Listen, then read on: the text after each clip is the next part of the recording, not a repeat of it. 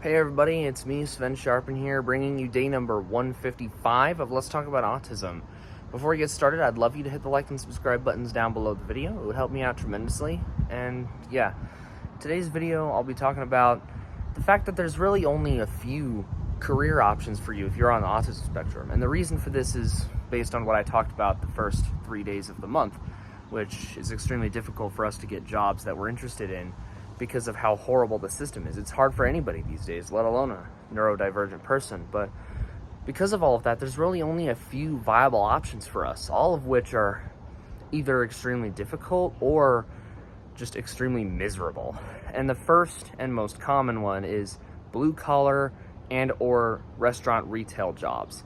And those are like the easiest ones to get because there's a lot of demand for them with not a huge amount of employees working in that field. So that's why it's easy to get, because there's a lot of demand for those jobs and not a lot of people want to work in them, obviously. But if you're on the spectrum and there's not much of another choice for you, that's sort of what ends up happening if you don't have any other choice, and you just wind up miserable your whole life. It's certainly not enough for you to move out. I mean, maybe the blue collar stuff, Trump is doing pretty good with that. So if you want to do manufacturing, which is hard these days, all those jobs got shipped to China.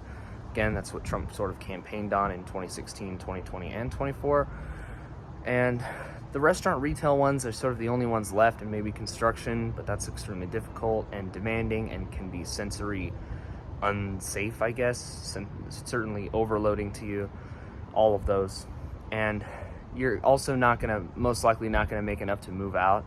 You're probably gonna be stuck in your parents' house. That's sort of what I've been talking about these past few days. The second option is nonprofits, which is what I'm working on right now. I just filed my 501c4 notice today, which is great.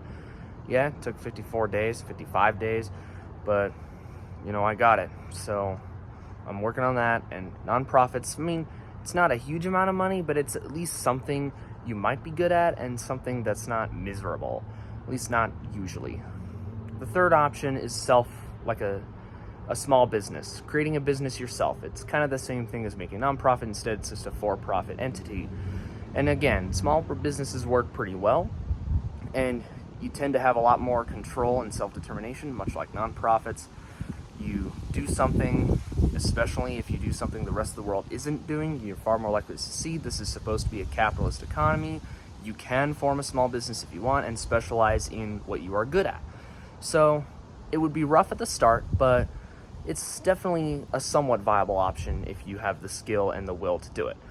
And finally, the hardest yet biggest one, content creation, influencing, social media. So being a YouTuber, being a TikTok star, X, whatever, some kind of content creator or influencer is the final option. And Jacksepticeye himself actually talked about this after being diagnosed with autism at the end of last year, even though he was 35. And he explained himself that YouTube is one of the only options for us because there's a huge amount of other things that we can do. But it's also the least likely thing, because you're probably most likely you're not gonna get very big. You'll be blessed if you do, and if you've got something to offer the world that the rest of the world just doesn't have, then you're far more likely to succeed in that. But mostly you're probably gonna be into something that is already being done, and therefore the other three options are probably better for you. Well, the other two, the first one is miserable, but also the most common.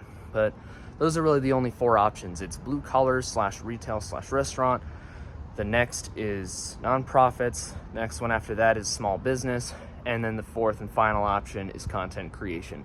Those are really the only viable options for you, and they all involve a lot of hard, sometimes desperate things, but ultimately if you have the will to do them, you're gonna do better. But the last three are definitely easier because you have more self-control, you're more free, you can maybe do stuff, but the first one is the easiest and most common option, but it's just also the most miserable.